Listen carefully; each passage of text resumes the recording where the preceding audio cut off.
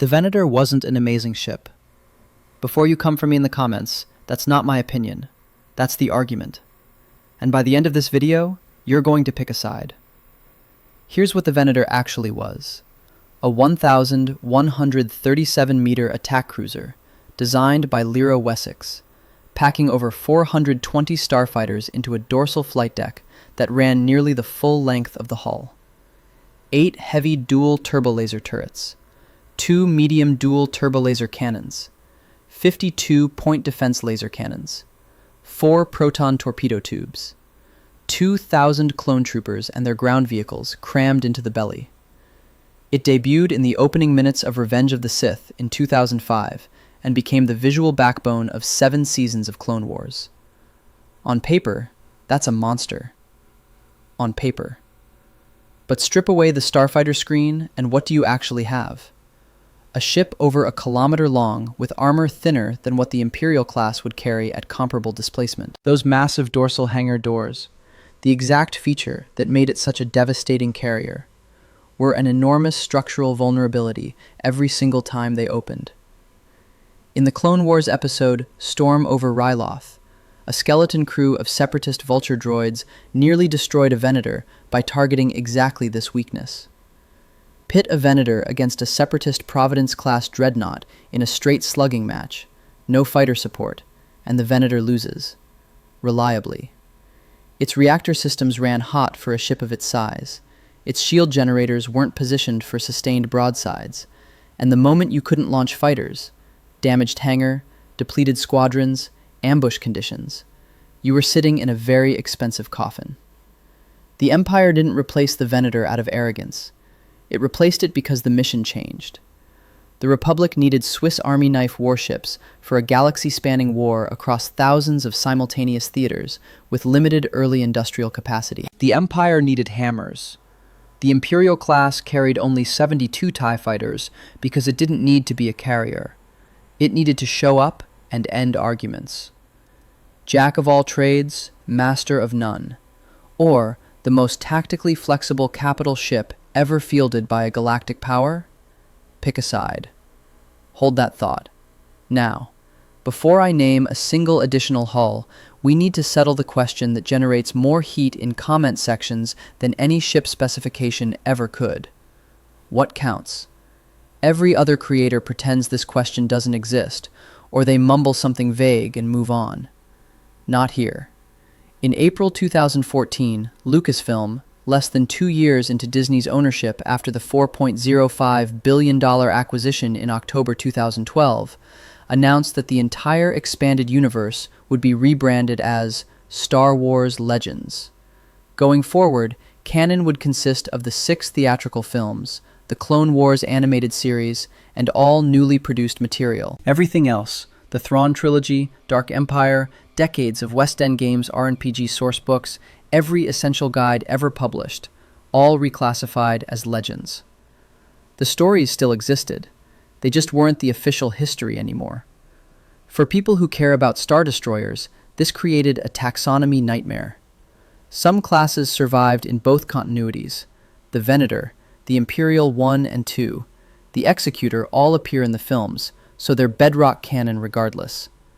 The Architans-class light cruiser originated in Clone Wars and carried over seamlessly. The Victory-class Star Destroyer, which first appeared in Brian Daley's Han Solo at Star's End in 1979, literally the first piece of Star Wars expanded universe fiction ever published, eventually received canon references, preserving its existence in both worlds. But the overwhelming majority of deep-cut classes that this audience actually craves, the Gladiators, the Allegiances, the Bellators, the Nebulas, the Pelions, exist exclusively in legends. Born in sourcebooks like Jason Fry's Essential Guide to Warfare from 2012, or video games like Petroglyph's Empire at War from 2006. And then there are the sequel trilogy ships that a vocal chunk of the fandom refuses to acknowledge exist at all. So here's the position, stated plainly. This video covers everything. Canon ships are canon. Legend ships are legends. Both get named. Both get sourced. When a ship exists in both continuities, that gets noted. The sequel trilogy ships are canon, whether you like the movies or not, and they'll be covered on their merits. This is a completionist stance, and completeness is the entire point. One more thing before the catalog. The term Star Destroyer isn't a precise engineering designation. It's closer to a brand. The Anaxis War College System, a classification framework from several Legend sourcebooks, sorted capital ships by size and role. Corvettes at 100 to 200 meters, frigates at 200 to 400, cruisers at 400 to 600, heavy cruisers at 600 to 1,000, star destroyers at 1,000 to 2,000, battle cruisers at 2,000 to 5,000, and dreadnoughts at 5,000 meters and above. These categories were violated constantly. The Venator was officially an attack cruiser, despite being 1,137 meters. The Gozanti is 64 meters, smaller than some real-world warships. Keep this scaffolding in your head. You're going to need it. Now we build the fleet from the ground up. The Star Destroyer's design lineage, the dagger-shaped capital ship as a fleet's primary instrument of force, reaches back millennia. The Harrower-class dreadnought, 800 meters, served the ancient Sith Empire in BioWare's Star Wars, the Old Republic MMO from 2011. Aggressive, angular, built to anchor an armada. It proves that nobody in the Imperial Navy invented the wedge-shaped warship concept. They inherited it from the galaxy's oldest military traditions. Fast forward several thousand years to the Clone Wars. The first warship to carry clone troopers into battle wasn't technically a Star Destroyer at all. The Kilometer-class assault ship, 752 meters, appeared on screen in Attack of the Clones in 2002 as the Republic's primary planetary assault transport. Wedge-shaped, visually linked to the Star Destroyer lineage, but a troop ship at heart, designed to move soldiers and vehicles from orbit to surface, not to win fleet engagements. It existed in the gray zone between heavy cruiser and light Star Destroyer, and those gray zones are exactly where this video lives. The Victory-class Star Destroyer deserves its own moment. 900 meters. First described in Han Solo at Star's End, 1979, by Brian Daley. The Victory I was famously atmospheric capable, able to drop into a planet's atmosphere and operate as a low-altitude gunship. Think about that. A 900-meter warship hovering over a city. The Victory II traded some of that atmospheric capability for improved speed and reactor output. A Victory III class exists in limited Legends supplemental material, though its sourcing is thin enough that it might trace to a single RPG supplement. But it exists, so it gets named. The Terminus-class Star Destroyer, 1,088 meters, was detailed in the Essential Atlas from 2009, a transitional warship bridging the Republic to Empire conversion period, the kind of unglamorous hardware that a galaxy-spanning military transition actually required. And the Arquitens-class command cruiser, 325 meters, originated in Clone Wars as a Republic light cruiser. Escort work, patrol duties, system defense, the unsexy jobs that hold a navy together between the battles people actually make videos about. Now here's where this story pivots from a list of ships to something much more interesting. The question of why the fleet changed so dramatically between the Republic and the Empire, and why that shift explains practically every ship class that follows. The answer has a name: the Tarkin doctrine. After the Clone Wars ended and the Republic became the Empire, Grand Moff Wilhuff Tarkin articulated a military philosophy that would reshape the entire Imperial Navy. Rule through the fear of force, rather than force itself. This wasn't subtle. It was a wholesale rejection of how the Republic fought its war. The Republic Navy was built around flexibility. Carriers like the Venator, multi-role cruisers, escort ships, all working together in combined arms operations where starfighter superiority often decided the outcome. Tarkin's vision was the opposite. Build warships so massive and so terrifying that most systems would surrender at the sight of them. Minimize reliance on starfighters, which required skilled, independent-thinking pilots. exactly the kind of personnel an authoritarian regime distrusts. Maximize direct firepower. Make every vessel a statement of overwhelming dominance. This doctrine explains everything about the Imperial-class Star Destroyer. The 1,600-meter hull designed by Lira Wessex, the same engineer who designed the Venator, mounted 60 turbolaser batteries and 60 ion cannons. It carried only 72 TIE fighters, and those TIE fighters were deliberately cheap, disposable, shieldless craft. The Empire wasn't investing in its pilots, it was investing in its guns. The Imperial one debuted in the unforgettable opening shot of A New Hope in 1977.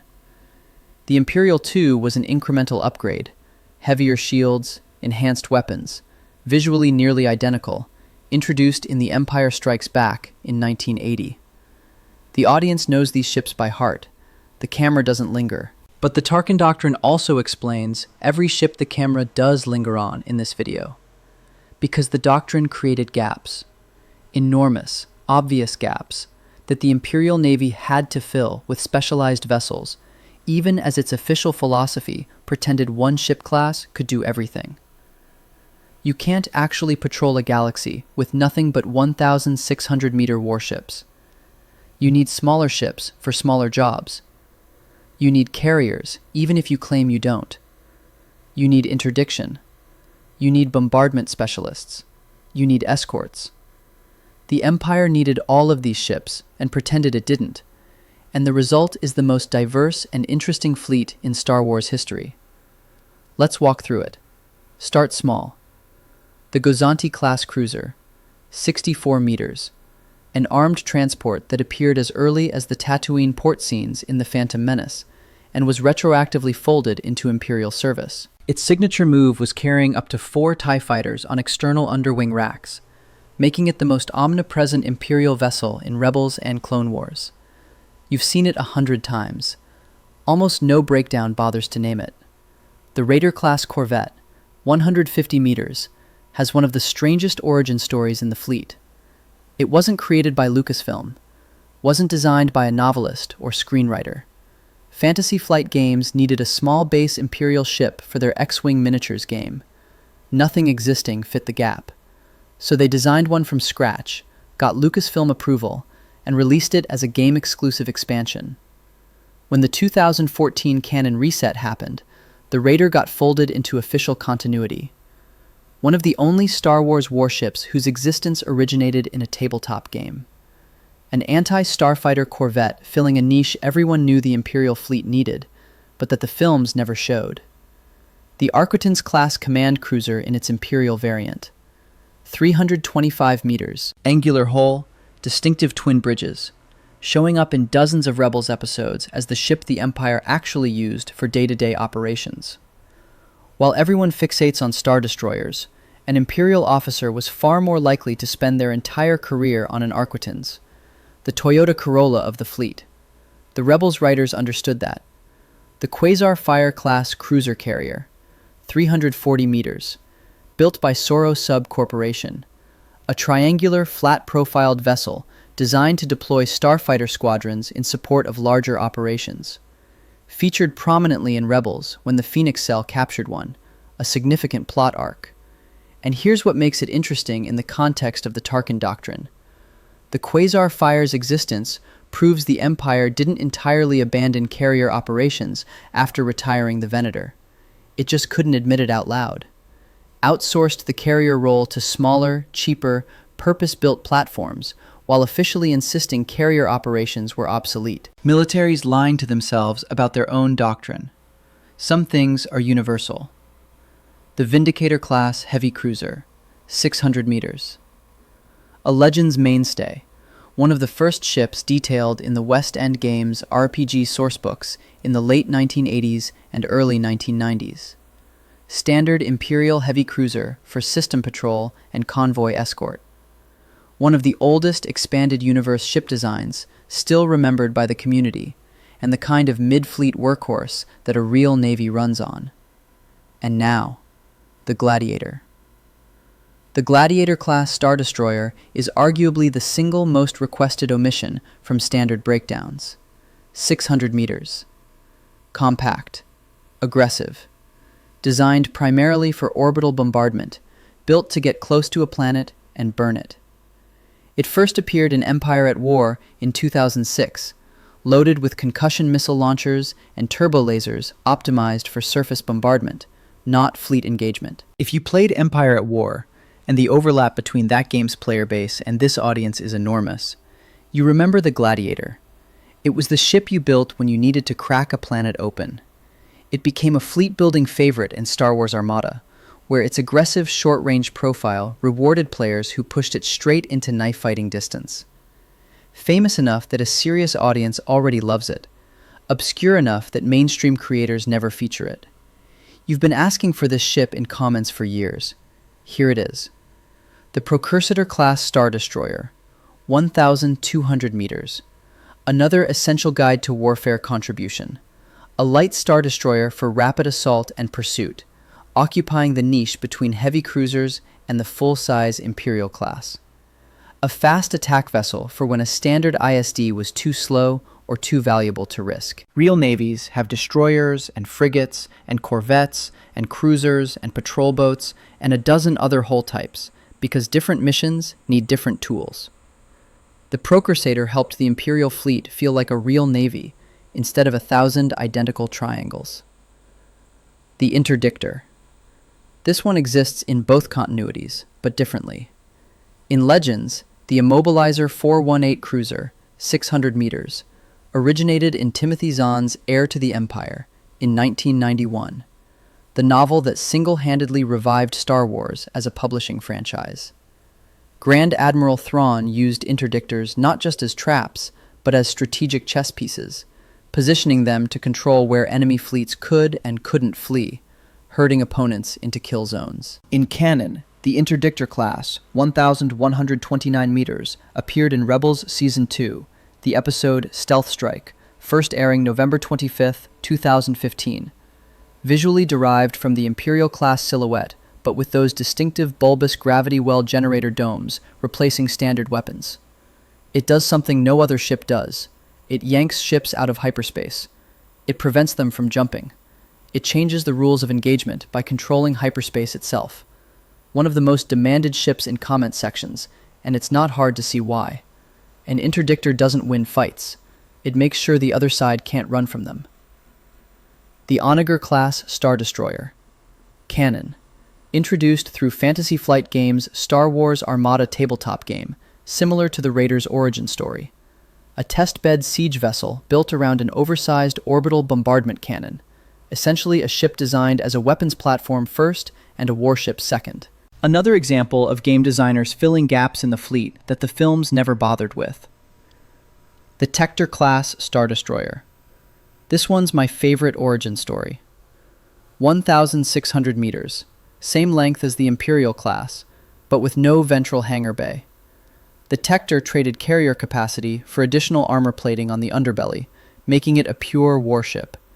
It's barely visible in the background of the Battle of Endor in Return of the Jedi, 1983, where obsessive fans spotted a model lacking the characteristic hangar bay opening.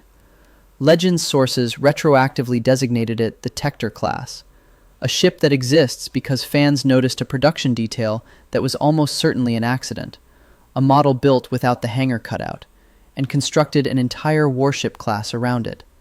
That's beautiful. That's this community in a nutshell. Scaling up now, past the Star Destroyer range into battlecruiser territory and beyond. The Allegiance-class battlecruiser, 2,200 meters, an essential guide to warfare creation, sitting in the battlecruiser range between standard Star Destroyers and the true dreadnoughts. It occupied a gap in the fleet hierarchy that the audience always knew had to exist, something bigger than an ISD, but not as absurd as the Executor, the kind of ship that makes a fleet make sense. Think of it this way. The jump from a 1,600-meter ISD to the Executor at 19,000 meters is insane. No real military builds nothing between a destroyer and a supercarrier. The Allegiance filled that void. The Separatist-class Star Destroyer, also 2,200 meters. A dedicated carrier in the Legends fleet, essentially an admission that the Empire needed large-scale carrier platforms, even though the Tarkin doctrine said otherwise. Carrier operations don't go away just because your military philosophy says they should. The Separatist was the Empire quietly admitting the Venator had the right idea, just not the right branding. The Bellator-class dreadnought, 7,200 meters, also from the Essential Guide to Warfare. A proper dreadnought-class warship that wasn't the Executor, proving the Empire had more than one approach to building enormous capital ships. At 7,200 meters, it dwarfed a standard Star Destroyer nearly 5 times over, but was still less than half the Executor's 19,000-meter length. The middle child of the super capital ships. And the Assertor-class command dreadnought, another Essential Guide to Warfare entry at roughly 15,000 meters, slotted right between the Bellator and the Executor. Yet another tier in a hierarchy of enormous warships that most breakdowns compress into the Executor and everything smaller. At the top of the Legend's super capital range, 2 classes pushed the concept past the point of sanity. The Eclipse-class dreadnought, roughly 17,500 meters, debuted in Tom Veitch and Cam Kennedy's Dark Empire comic series in 1991, a warship mounting an axial superlaser that, while not as powerful as the Death Stars, could crack a planet's crust and shatter capital ships in a single shot. And the Sovereign class, from the same era of sourcebooks, pushed similar boundaries.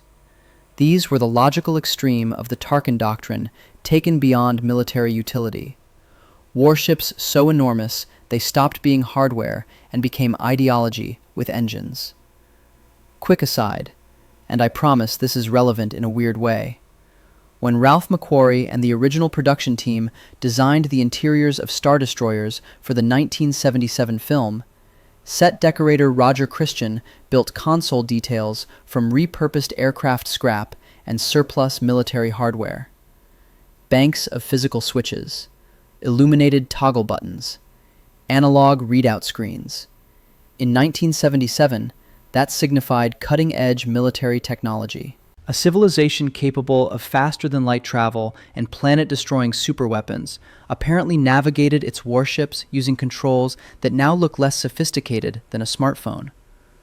The bridge of an Imperial Star Destroyer, nerve center of a 1,600-meter warship crewed by 37,000 personnel, has a user interface a teenager in 2024 would find quaint. The prequels gave Republic ships a sleeker chrome and hologram aesthetic, retroactively justified as the Republic being more refined before Imperial austerity stripped it back. Not a criticism, just a byproduct of real-world technology outpacing a fictional future the 1970s imagined. Worth 30 seconds of your time for the sheer absurdity of it. Now, on the other end of the timeline from the Empire, the Post-endor eras spawned entire fleets that almost never get discussed. And this is where Legends really earns its name. After the Battle of Endor in 4 ABY, the Empire didn't just collapse overnight, it fragmented. Warlords seized sectors. The New Republic scrambled to build a navy from stolen Imperial hardware and whatever it could manufacture. That situation demanded new ships on both sides. The Nebula-class Star Destroyer was the New Republic's answer to the ISD. 1,040 meters, deliberately smaller than the Imperial-class, because the New Republic didn't have the infrastructure to build 1,600-meter warships at scale, and didn't want to. What it lacked in size, it compensated for in technology. Advanced shielding, more efficient weapons systems, heavier starfighter complement relative to hull size. It was a philosophical statement as much as a warship. The New Republic could match Imperial firepower without Imperial excess. Designed to be crewed by volunteers, not conscripts. Built to protect, not intimidate. The anti-ISD. The Pelion-class Star Destroyer served in the Legacy era, set over a century after the original trilogy, and carried the name of Gilad Pellaeon, the Imperial remnant's most enduring leader, the man who served under Thrawn and eventually negotiated peace with the New Republic. At 1,600 meters, it matched the Imperial class in scale, but reflected over a century of technological advancement. These are ships from stories the audience has read and remembers. They proved the Star Destroyer concept outlived the Empire that perfected it by generations. And then there are the oddballs that don't fit neatly into any lineage, but flesh out the galaxy in ways the mainline ships can't. The Dreadnought-class heavy cruiser, 600 meters, ancient design, famous primarily because of the Katana fleet.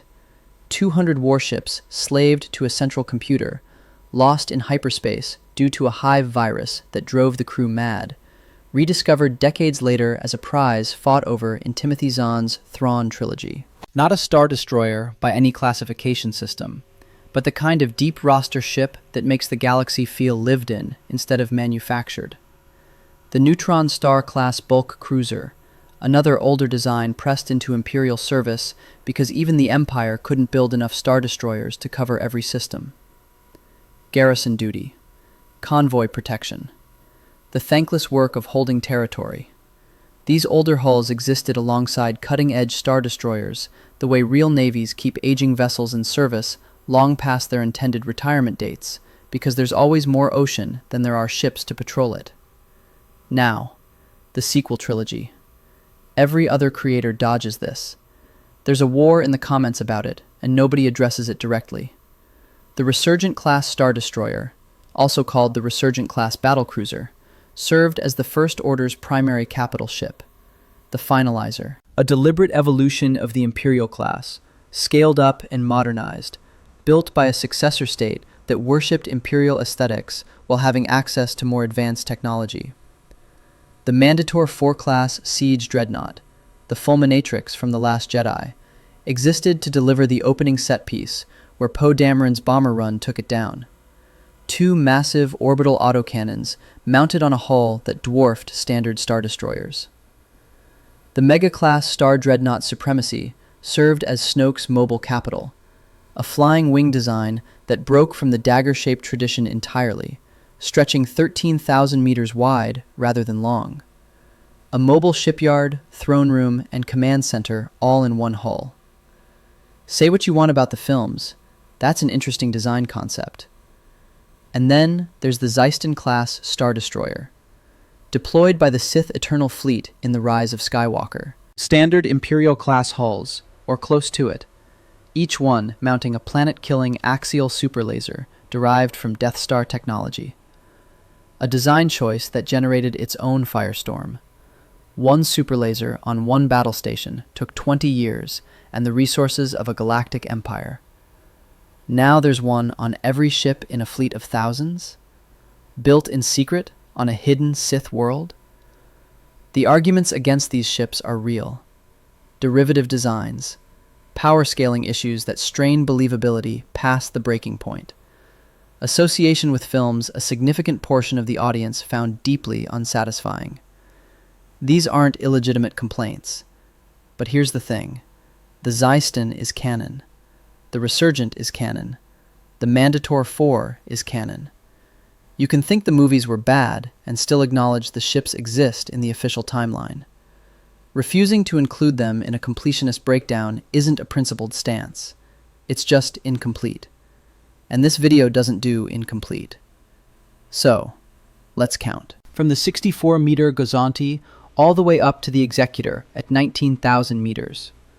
From the ancient Sith Empire's Harrower to the Final Order's Zeiston. Republic, Empire, New Republic, Imperial Remnant, First Order, Sith Eternal, Legacy Era. Canon and Legends. Carriers, bombardment platforms, interdiction cruisers, assault transports, escort corvettes, siege dreadnoughts, game original corvettes that graduated to canon, and a warship that exists because a model maker forgot to cut a hangar bay in 1983. Every single one of these ships counts. The gladiators count. The allegiances count. The terminuses and the interdictors and the tectors and the raider that was born on a tabletop and the nebula that was built by the good guys and the Pelion that carried a dead admiral's name into a century he never saw. They aren't footnotes. They're the fleet. A real navy doesn't consist of one ship class at 5 different sizes. It consists of dozens of specialized vessels filling dozens of roles. And the Star Wars universe has always understood that. even when the videos covering it didn't. You already knew all of this. You've been saying it in comments for years. What about the Gladiator? Why do you always skip the interdictor? Cover the allegiance. You weren't wrong. You were just ahead of the content. And one more thing. The Venator. Jack of all trades, master of none. Or the most versatile warship ever built? Did you pick a side? Subscribe if you want more like this.